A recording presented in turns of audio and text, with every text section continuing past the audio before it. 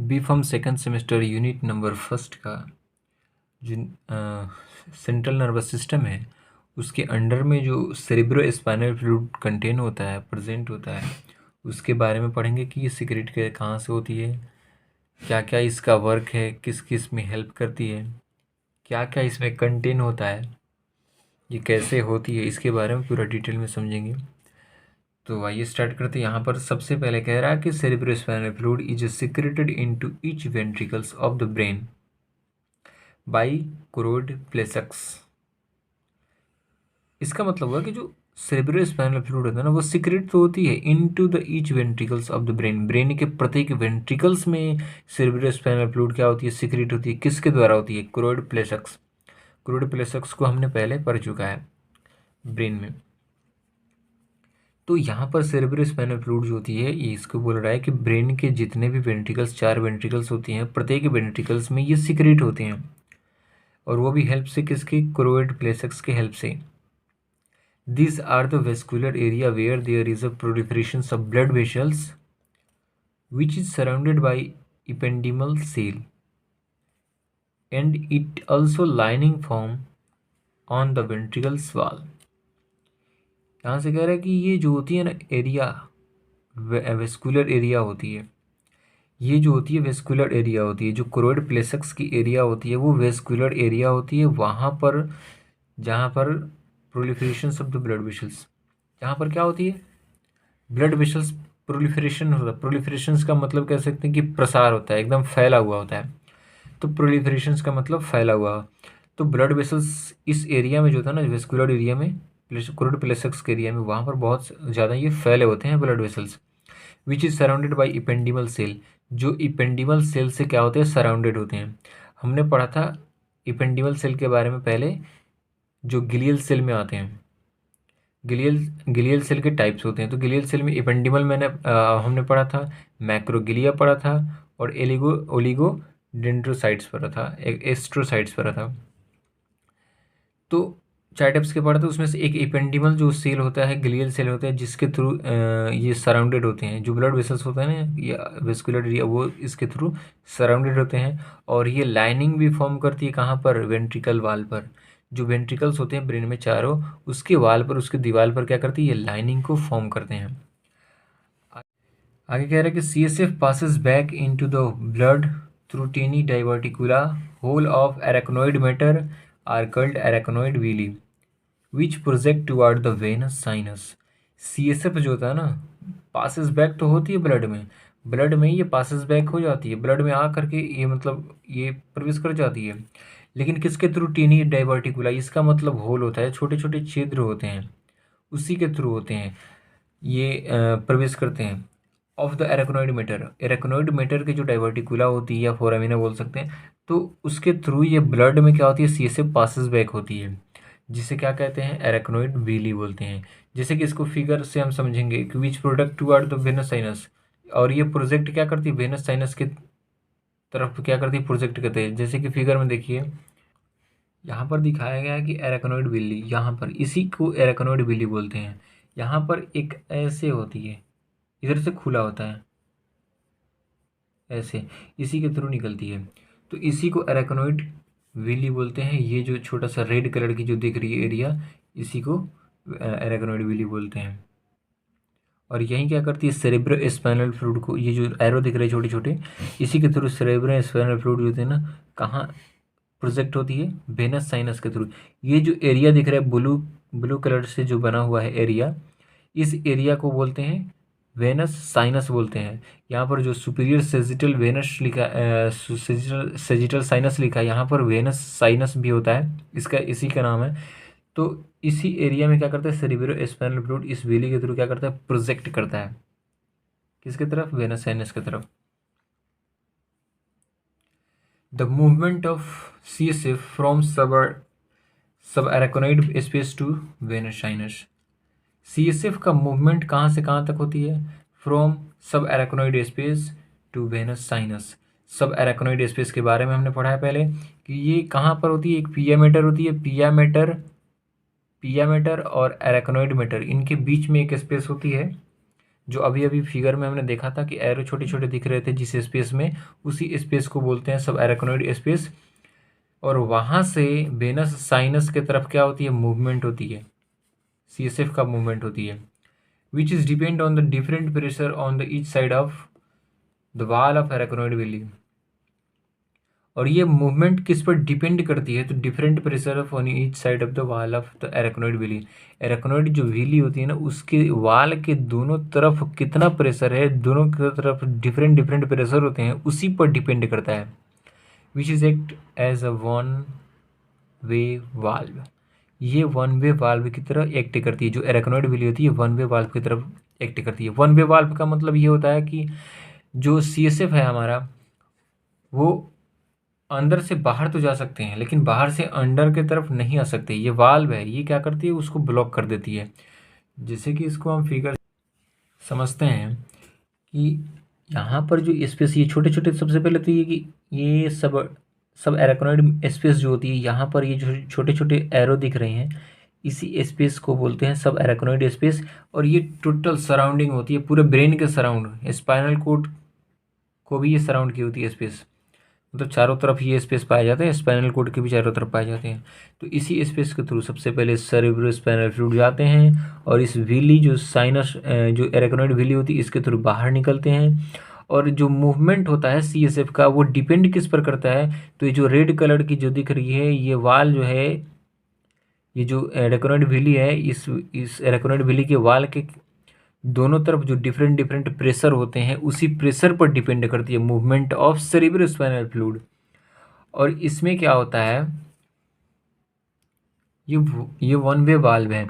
जैसे कि यहाँ से ये खुला हुआ है, इधर से सेरेब्रोस्पाइनल फ्लूइड बाहर तो जा सकते हैं, ये वेनस साइनस में इंटर तो कर सकते हैं, लेकिन अगर वेनस साइनस से फिर से इंटर करना चाहे अंडर की तरफ तो वो नहीं आ सकते हैं। ये वन वे वाल्व है, ये ब्लॉक हो जाता है। जैसे कि हार्ट में हमने देखा था ऐसे कस्पिड वाल्व होती थी, जो एट्रियम होते थे, एट्रियम और वेंट्रिकल के बीच में कस्पिड वाल्व होती थी।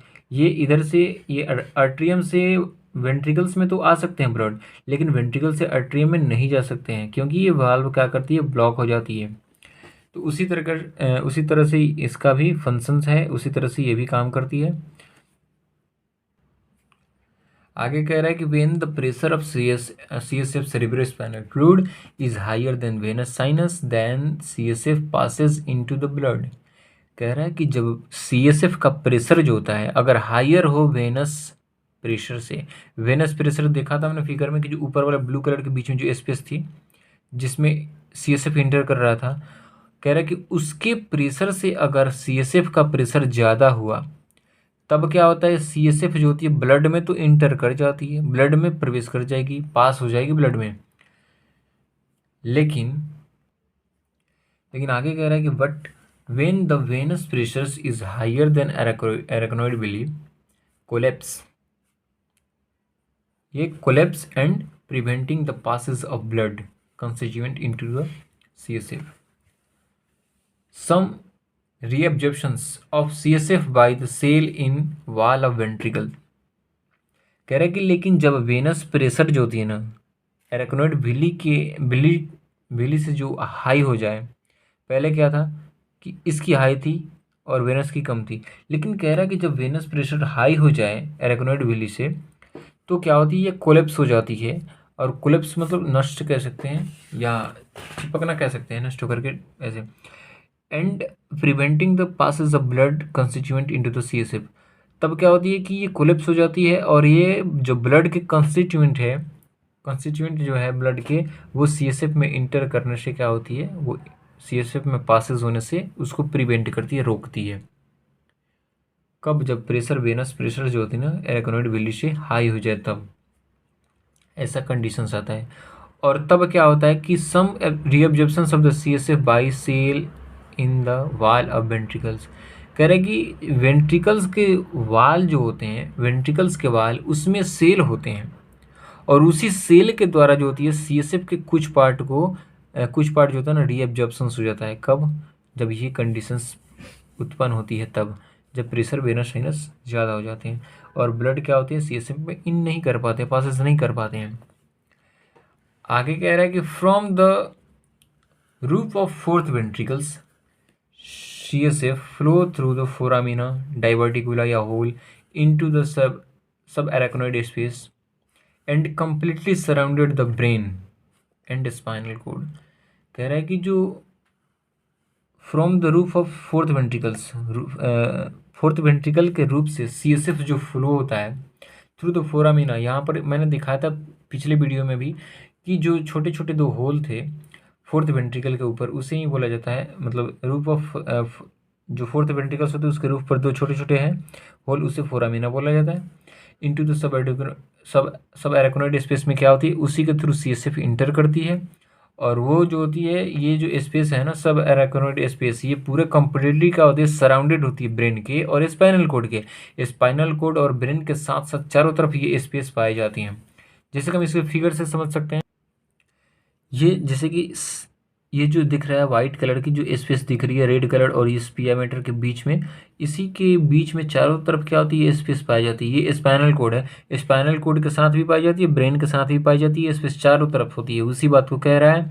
और इसमें ये कह रहा है कि ये जो फोर्थ वेंट्रिकल्स है हमारे, फोर्थ वेंट्रिकल्स के जो रूफ पर, मतलब छत बोल सकते हैं, ऊपर बोल सकते हैं, उसी के पास जो होते हैं ना दो क्या होते हैं, फोरामिना होती है। यहाँ पर दो छोटे छोटे होल दिख रहे होंगे, इसी होल के थ्रू क्या होता है, सेरेब्रो स्पाइनल फ्लूइड निकलती है और इस स्पेस में इंटर कर जाती है।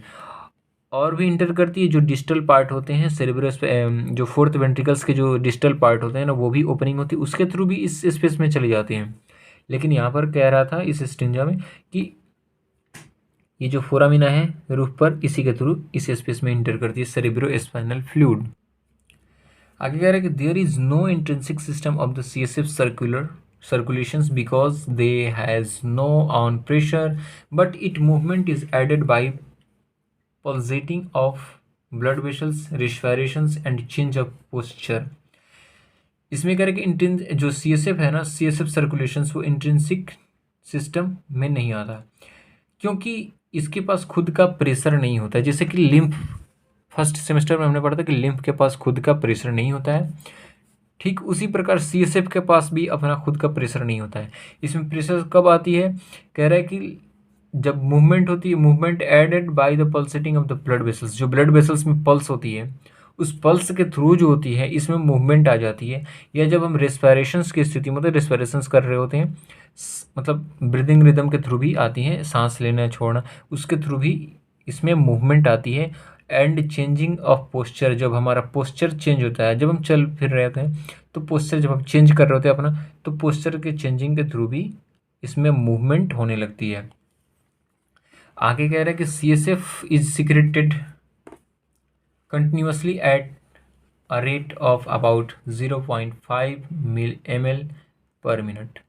CSF जो होता है ना कंटिन्यूसली सिक्रेट होता है, किस रेट से सिक्रेट होता है, 0.5 ml पर मिनट, मतलब कि 1 मिनट में 0.5 ml सिक्रेट कर देता है, सिक्रेट होता है CSF, और ये कंटिन्यूसली होता है। And totally 750 ml per day, लेकिन एक दिन में 750 ml टोटली क्या करता है, CSF सिक्रेट होती है हमारे ब्रेन में, और वो वेंट्रिकल के through. And the volume remain Fairlie constant about 150 ml, और जो रिमेन कांस्टेंट वॉल्यूम होती है हमारे ब्रेन में वो 150 ml के आसपास होती है।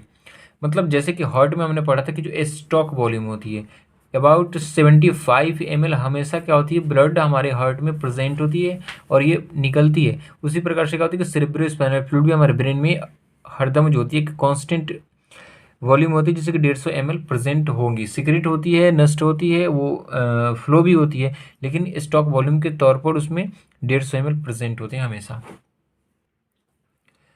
अब आगे कह रहा है कि the CSF pressures may be measured by using ventricle tube which is attach to the lumbar puncture. यहाँ पर करके जो CSF का प्रेशर होता है उसको हम मेज़र कर सकते हैं, मेज़र करते भी हैं बाय यूजिंग, किसके यूजिंग करते हैं, वेंट्रिकल ट्यूब का यूज़ करके। जो वेंट्रिकल ट्यूब होता है उसका यूज़ करके हम CSF का प्रेशर्स को मेज़र कर सकते हैं, माप सकते हैं। Which attach to the lumbar puncture, जो लंबर पंचर से क्या होता है वो अटैच होती है। लंबर पंचर तो जानते होंगे, फर्स्ट सेमेस्टर में जो हमने पढ़ा था, जो वर्टेब्री कॉलम के पार्ट पढ़े थे उसमें लंबर आते थे जिसमें 5 बोन होते थे, तो वहीं पर पंचर मतलब क्या होती है कि उसको डैमेज करना होता है हमें, और डैमेज करके वहाँ पर अटैच करना होता है वेंट्रिकल्स ट्यूब को। तो डैमेज कैसे होगी वो? And needle inserted into the subarachnoid space above and below the fourth lumbar vertebrae. यहाँ पर पंचर हम कैसे करते हैं? नीडल नीडल को इंसर्ट करते हैं, जो वर्टिब्री कॉलम है उसमें नीडल को इंसर्ट करते हैं, और इंसर्ट कहाँ पर करते हैं? सब एराकोनॉइड स्पेस में इंसर्ट करते हैं। कहाँ पर? तो above and below fourth lumbar vertebrae. जो जो फोर्थ है ना लंबर वर्टिब्री, उसी के ऊपर कर सकते हैं या तो उसके नीचे कर सकते हैं। अब ऊपर का मतलब ये नहीं कि उसमें थर्ड में हम इंटर कर दें, क्योंकि वहाँ पर डैमेज होगी तो फिर रिकवरी नहीं हो पाएगी, इसलिए फोर्थ लंबर को ली जाती है हमेशा। यहाँ पर ग्लियल सेल प्रेजेंट होते हैं, क्योंकि न्यूरॉन के पास जो होती है, न्यूरॉन अगर एक बार डैमेज हो गया तो वो रिकवरी नहीं कर पाता, इसलिए यहाँ पर फोर्थ मतलब वहाँ पर पेशेंट को मरने के चांस ज़्यादा हो जाते हैं, इसलिए वहाँ पर नहीं करते, फोर्थ वेंट्रिकल्स में करते हैं। और वो भी एबव मतलब थर्ड वेंट्रिकल्स और फोर्थ वेंट्रिकल्स के बीच में कर सकते हैं, या फोर्थ वेंट्रिकल और फाइव वेंट्रिकल्स के बीच में हम नीडल को इंसर्ट करेंगे, और वो भी सब एराकोनॉइड स्पेस में करेंगे। Below the ending of spinal cord, which is below the ending of spinal cord. Spinal cord के एंडिंग में ये फोर्थ लंबर वर्टिब्री पाए जाते हैं। जैसे कि इसको फिगर से एक बार देख, जैसे कि इस फिगर में दिखाया गया, ये जो हमारा सीएनएस है, सेंट्रल नर्वस सिस्टम, और सीएनएस के थ्रू क्या होती है? स्पाइनल कोड यहाँ पर आई हुई है नीचे की तरफ। तो यहाँ पर जो हमारा वर्टिब्री कॉलम है, इसमें थोरेसिक सबसे पहले तो सर्वाइकल होता है, उसके बाद थोरेसिक होती है, उसके बाद हमारा लंबर होता है। यहाँ पर आकर के टी जो 12 दिख रहा है, यहाँ पर T12, यहाँ पर आकर के थोरेसिक खत्म हो जाता है, और यहाँ पर L1 दिख रहा है, L2 है, L3 है, L4 L5 है, यहाँ तक हमारा लंबर है, यहाँ तक। तो यहाँ पर जो दिख रहा है हमें T12, यहाँ L1, यहाँ से स्टार्ट होता है हमारा लंबर, यहाँ पर L1 L2 L3 L4 L5, तो यहाँ तक हमारा क्या है? लंबर है। तो जो स्पाइनल कोड है वो L1 या L2 के बीच के आसपास वो ख़त्म हो जाती है, यहाँ तक स्पाइनल कोड हमारे यहाँ तक आकर के इंड हो जाती है। इसीलिए हम क्या करते हैं कि L4 के एबव हम कर सकते हैं, या हम उसके नीचे हम इंसर्ट कर सकते हैं इंजेक्शंस को, नीडल को हम इसमें इंसर्ट कर सकते हैं, और इसी के थ्रू क्या करते हैं? सब एराकोनॉइड स्पेस यहाँ पर जो दिख रहे हैं वाइट कलर की, ये स्पेस यहाँ पर देखिए, ये जो कलर ये स्पेस दिख रहा है सब एराकोनॉइड स्पेस, ये चारों तरफ होती है ना, तो इसी में हम इंसर्ट करना है।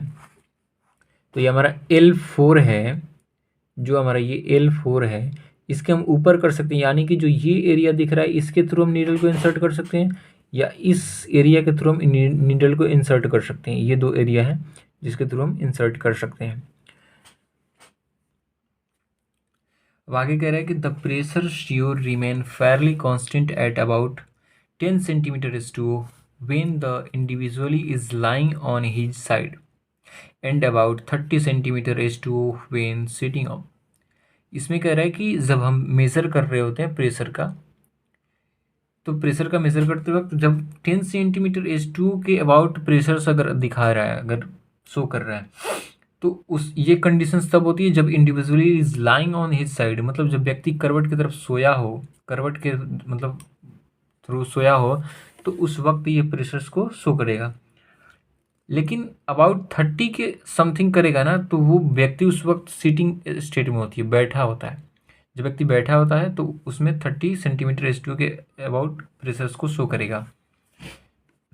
और ये इस फिगर को जब एग्ज़ाम में क्वेश्चंस पूछे तो इस फिगर को बनाना है, और थोड़ा नाम इंक्लूड कर देना इसमें कि जो वेंट्रिकल्स भी है, इसमें वेंट्रिकल्स को जितने भी वेंट्रिकल्स पाए जाते हैं वो, और इसमें स्पेस को कर सकते हैं, स्पेस भी है। और जो यहाँ पर मेनिंजेस के जो लेयर थे, डूरामेटर, पियामेटर और मेनिंजेस के जितने भी लेयर हैं उसको इसमें इंक्लूड कर देना है, स्पाइनल कोड को कर देना है, central canal of spinal cord को भी इसमें सूचित कर देना है। यहाँ पर फोरामीना है, रूप ऑफ फोर्थ वेंट्रिकल्स। तो इस फिगर को अच्छे से उसमें लेवल के साथ डायग्राम बनाना है, जैसे कि हमने फिगर में दिखाया था पिछले वाले फिगर में, उसके साथ बढ़िया से लेवल कर देना है। अब आगे कह रहा है कि CSF is a clear and slightly alkaline fluid with a specific gravity of 1.005। CSF जो होता है वो एक क्लियर और स्लाइटली अल्कलाइन फ्लूइड होता है। ये मतलब अल्कलाइन फ्लूइड होता है, इसे क्षारीय बोल सकते हैं, और ये क्लियर लिक्विड फ्लूइड होता है, ये साफ होता है, और इसके जो स्पेसिफिक ग्रेविटी होती है वो समथिंग होती है 1.005 के समथिंग होती है स्पेसिफिक ग्रेविटी। और ये कंसिस्ट क्या क्या करता है, तो यहाँ पर जो कंसिस्ट करता है, जो जो मैटर इसमें पाए जाते हैं, जो जो कंस्टिट्यूएंट पाए जाते हैं, इसमें वाटर होते हैं, इसमें मिनरल साल्ट होते हैं, इसमें ग्लूकोज होते हैं, प्लाज्मा प्रोटीन होते हैं, a small amount of albumin and globulin. इसमें एक और होते हैं प्लाज्मा जिसके फाइब्रिनोजन बोलते हैं, लेकिन ये दो ही पाए जाते हैं इसमें, और वो भी स्मॉल अमाउंट में पाए जाते हैं। क्रिएटिनिन और यूरिया ये भी स्मॉल अमाउंट में ही पाए जाते हैं। इसमें यूरिया यूरिन के थ्रू हमारे शरीर से बाहर निकलती है, इसके बारे में हम आगे पढ़ेंगे डाइजेस्टिव सिस्टम में, वो सॉरी यूरिनरी सिस्टम में पढ़ेंगे। एंड अ फ्यू ल्यूकोसाइट्स, यहाँ पर कुछ ल्यूकोसाइट्स भी पाए जाते हैं। ल्यूकोसाइट्स का मतलब डब्ल्यूबीसी क्या होता है, फैगोसाइटिक नेचर का होता है या एंटीबॉडीज़ का काम करता है। ये प्रोटेक्शंस प्रोवाइड करता है, ये बैक्टीरियाज को या माइक्रो ऑर्गेनिजम्स को किल करने में हेल्प करता है। आगे कह रहे हैं कि फंक्शन ऑफ सेरेब्रोस्पाइनल फ्लूइड के फंक्शन क्या है, वेरी इंपॉर्टेंट है ये, कि सेरेब्रोस्पाइनल फ्लूइड आखिर इस ब्रेन के लिए क्या क्या कर सकता है। तो सबसे पहले तो ये सपोर्ट प्रोवाइड करता है और प्रोटेक्शन प्रोवाइड करता है। CSF cerebrospinal fluid supports and protects provide to the brain and spinal cord by maintaining a uniform pressure around this vital structure। CSF का यही काम है कि ये सपोर्ट प्रोवाइड करेगा और प्रोटेक्शन प्रोवाइड करेगा, किसको, ब्रेन को और स्पाइनल कोड को। और कैसे करता है, तो ये मेंटेनिंग करता है uniform pressures around the this vital structure. जो ब्रेन होता है या स्पाइनल कोड होता है उसके चारों तरफ जो होती है एक यूनिफॉर्म प्रेशर को मेंटेन करके, एक यूनिफॉर्म प्रेशर को मेंटेन करके रखता है, और उसी के थ्रू क्या करता है, CSF सपोर्ट प्रोवाइड करता है और प्रोटेक्शन प्रोवाइड करता है। दूसरा नंबर इसका वर्क देख लेते हैं, क्या कह रहा है कि it acting as a cushion और shock absorber between the brain and the skull. ये किसके तरह एक्ट करता है, कजन्स की तरह। इसके मतलब कह सकते हैं कि तकिया या गद्दे कह सकते हैं, गद्दे की तरह ये बिहेव करता है। गद्दा मतलब स्पॉन्जी की तरफ ये बिहेव करता है, और शॉक एब्जर्वर भी की तरह भी काम करता है। ये शॉक एब्जर्वर जैसे कि अगर स्कल पर मतलब ब्रेन जो हमारे मस्तिष्क है उस पर चोट लगी, तो ये क्या होता है, गद्दे जो गद्देदार चीज़ होते हैं वो क्या होते हैं, थोड़ा सा चिपक करके मतलब शॉक को कम कर देते हैं, जो चोट लगती है उसको कम कर देते हैं। तो ये क्या होता है, ऐसे गद्देदार होता है, तो ये चिपक, जब सर पर चोट लगती है तो वो चिपक करके उस मतलब बहुत ही कम चोट को हमारे ब्रेन तक पहुंचने देता है। तो ये शॉक एब्जॉर्बर का काम करता है और गद्दे की तरह काम करता है। It keep the moist to brain and the spinal cord, और ये हमारे ब्रेन को और स्पाइनल कोड को मतलब मोइस्ट करके रखता है, मतलब थोड़ा सा मतलब भीगे टाइप का करके रखेगा इसे। Responsible for exchange of nutrients and waste product between the CSF and its nerves. ये न्यूट्रिएंट्स और वेस्ट प्रोडक्ट के एक्सचेंज के लिए भी रिस्पॉन्सिबल होता है, एक्सचेंज करते रहता है, बदलते रहता है, एक्सचेंज करते रहता है।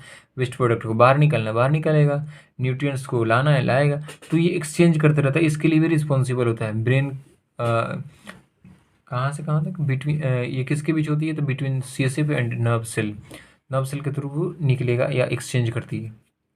तो ये फंक्शन इनके बीच का है, रिस्पॉन्सिबल होती है एक्सचेंज के लिए। अगला एक फंक्शन है और लास्ट फंक्शन इस सेरेब्रोस्पाइनल फ्लूइड का।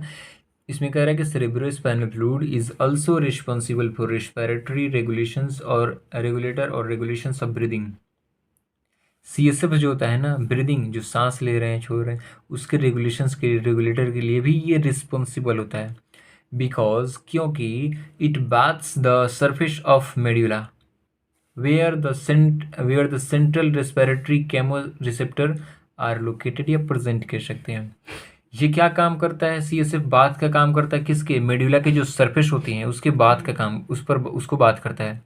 मेडुला के जो सरफेस होती है, और कहाँ ये बात करता है, जहाँ पर सेंट्रल रेस्पिरेटरी केमोरिसेप्टर पाया जाता है, मेडुला पर जो केमो रिसेप्टर पाया जाता है, और वो भी सेंट्रल रेस्पिरेटरी वाला केमो रिसेप्टर जो पाया जाता है मेडुला पर, मेडुला के सरफेस पर, उसी पर बात का ये काम करता है, उसी पर मतलब सफाई का काम करेगा। इसीलिए ये रिस्पॉन्सिबल होता है रेस्पिरेशंस के लिए, क्योंकि रेस्पिरेटरी केमो रिसेप्टर है ना। और मेडुला का यहाँ पर जो दिख रहा है फोर, मेडुला का वर्किंग सिस्टम कितने हैं, जैसे कि यहाँ पर डाइजेस्टिव मतलब गैस्ट्रो इंटेस्टाइनल के लिए भी रिस्पॉन्सिबल होता है मेडुला ओब्लंगाटा, ये ब्रेन के सबसे निचला हिस्सा होती है, मतलब यहाँ से स्पाइनल कोड स्टार्ट होती है, मेडुला मेडुला ओब्लंगाटा से ही। तो यहाँ पर डाइजेस्टिव सिस्टम के लिए भी रिस्पॉन्सिबल होती है, एक तो रेस्पिरेशंस के लिए भी रिस्पॉन्सिबल होती है, और जो सर्कुलेशन होता है ब्लड का सर्कुलेशन जो होता है शरीर में, उसके लिए भी ये रिस्पॉन्सिबल होती है। और कफ जो होता है हमारे फेफड़े में, तो कफ के लिए भी रिस्पॉन्सिबल होती है। तो इसमें से इतने सारे इसके फंक्शन है, लेकिन स्पेशली ये CSF रिस्पॉन्सिबल होता है रेस्पिरेटरी के लिए, क्योंकि ये रेस्पिरेटरी जो केमो रिसेप्टर है उसी पर बात का ये काम करती है, बात करती है उसी को, इसीलिए उसमें हेल्पफुल होता है। तो यहाँ पर सेरेब्रोस्पाइनल फ्लूइड भी टॉपिक समाप्त हो गया। अगला जो हमारा टॉपिक होगा वो होगा structure and function of brain. क्या स्ट्रक्चर है ब्रेन का, उसका क्या क्या फंक्शन है, कितने इसमें मतलब पार्ट पाए जाते हैं, कितने पार्ट इसमें कंटेन करते हैं ब्रेन में, क्या क्या उनके फंक्शन है, मतलब कौन कौन से एक्टिविटी शो करते हैं, उसके बारे में हम पढ़ेंगे।